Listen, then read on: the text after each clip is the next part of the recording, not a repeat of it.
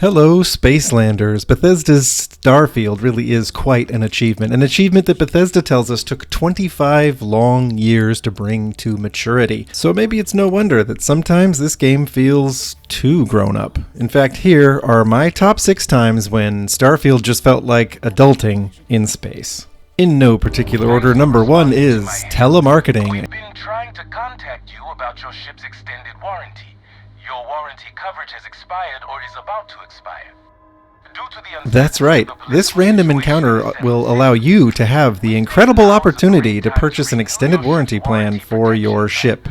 And don't worry, it's every bit as riveting and wonderful as a real extended warranty contract is to read through. In fact, maybe Bethesda thought that was the joke, that all of us who've had to deal with one of these pre-recorded calls in the real world would think this was kind of funny, but I gotta tell you, it gets a bit old. In fact, I'm just gonna fast forward through the fine print for you to give you a sense of how long this goes on.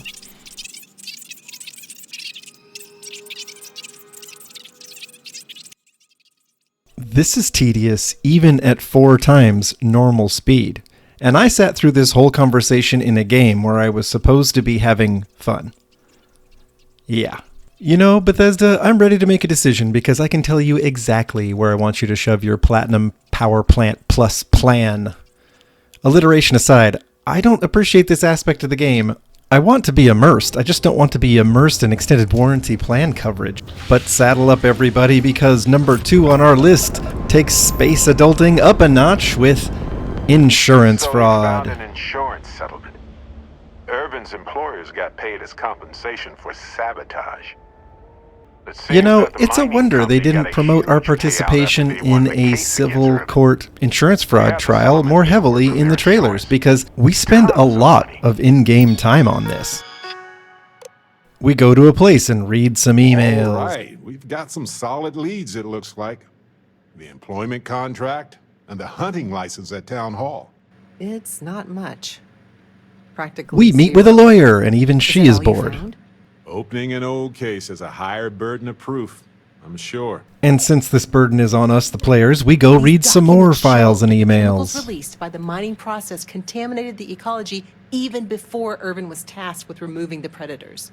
And riveting stuff, right? And I know what you're thinking. Maybe I'm cherry-picking the most boring parts. Not even close. This really is the big aha moment of all this civil legal drama, if you can believe it.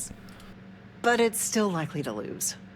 Because what we really and it's not even over. We still have to round up character witnesses, which we do. In fact, I'm going to have to fast forward through a very long conversation full of all the in-depth, technical, well-informed, very responsible and grown-up legalese about how trials work and how the prosecution will attack the defense.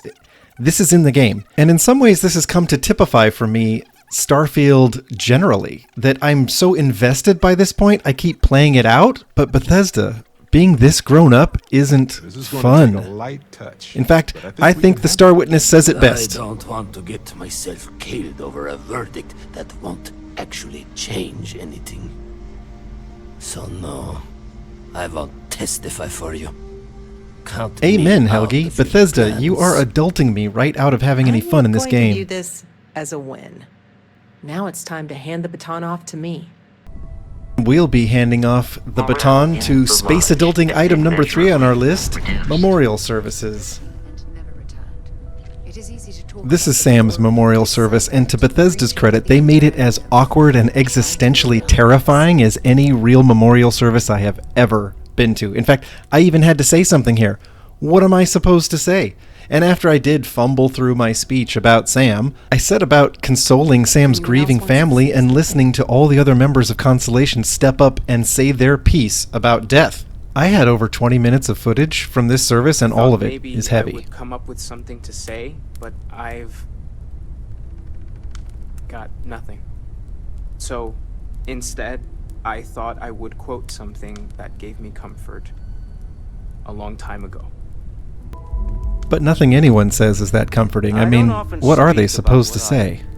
Believe it. It seems so redundant with how I live. But death is one of those occasions where it's hard not to look inward. Our friend is gone. There's no afterlife, or second meetings. No God in heaven that is curating a perfect ending for them. Bethesda, you know this is supposed to be fun, right? This is bleak. You all might not like thinking about this, but when we die, everything about us breaks down, decomposes, gets eaten up by insects and microbes. Hey. You know, Bethesda, I appreciate that you're being so conscientious about mental health and about grief and about kind of making sure that you're very mature and considered and articulate about it for your audience, but... supposed to make everything okay? Make everyone feel better? Exactly, Cora. Exactly. Bethesda, you manufactured this whole tragedy. Is this supposed to make us feel better? Are we supposed to get something out of this? What did we gain? I have something. Oh, a level up, of course. Well, never have I felt so guilty about experience points. And now for Adulting in Space grown-up item number 4, job interviews. That's right, we get to apply for a job at Ryujin Industries, our corporate overlords. And after 25 years of dedicated development, Bethesda has done what some people thought was impossible. They have made applying for a job in a video game every bit as tedious as real life. That's right, we get to meet the front desk secretary at Ryujin Tower. Yay! I'll skip the lobby tour for you, and we'll just get right to the elevator so that we can get up to another floor in our corporate layer cake, and we'll meet the next secretary. His name's Lane. He's nice. He leads us through the office to the site of our interview, where we are, yes, actually interviewed for the job. And I think the dead, soulless eyes of our interviewer kind of says it all. I'm Imogen Salzo, Senior Operations Specialist here at Ryujin Industries. I don't normally do this, but my counterpart Yuko is indisposed at the moment. That's right, even the NPCs are bored. Since there's a million other things I'd rather be doing than this, not to mention that this isn't even my job, you're hired. And right now you're probably thinking this must be where it gets exciting. Especially considering this criminal record. After we've had a chance to talk about probationary periods and my criminal record, apparently, that's where it must get exciting, right? Yep, we get to pick up a coffee order. Congratulations, Bethesda. Your game is so grown up and so real life that for me to have access to any of the, I don't know, fun parts, I guess, I have to first pay my dues as an intern in the game. Fine, let's see where this goes. I'll play along. Oh, look, it goes to the coffee shop because there is no hidden adventure here. I literally go and get coffee for a bunch of ungrateful corporate snobs, and when I bring it to them, they dismiss me like I'm less than human. Thanks, Bethesda. But as bad as that is, honestly, I'd rather get coffee for these greedy sharks 100 times more than what's next on our list. Number 5, custody battles. Maybe Bethesda thought everything would be fun as long as it was in space. They were wrong. Emotional support, all right? You know, I don't mind offering a little emotional support, but having to thread a path through the jagged shards of this broken relationship isn't any more fun for us as players than it is for their daughter. And while we're on the subject, did Bethesda think it was going to be a cool experience for us to watch Cora suffer in the middle ground between her two fighting parents? I would love to have been in the writers' meeting where this got pitched. But hey, at least humanity has had the question answered, how long would it take to disguise a giant cathartic therapy session as an RPG game set in space? And our answer is 25 years. And the funny thing is, we keep getting put on the spot in this dialogue, and I am just picking the safest options possible, trying to tiptoe through this without doing any damage on one side or the other. It's way too much like real life. Punch a wall. I don't want to be mad at you. I really don't. Lillian, this was definitely written from first-hand experience. I don't know if what we had was ever love. But we used to like each other.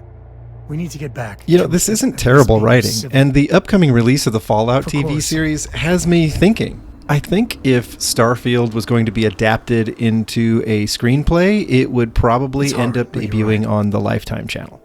Isn't this good, Lillian? Yeah, it actually is.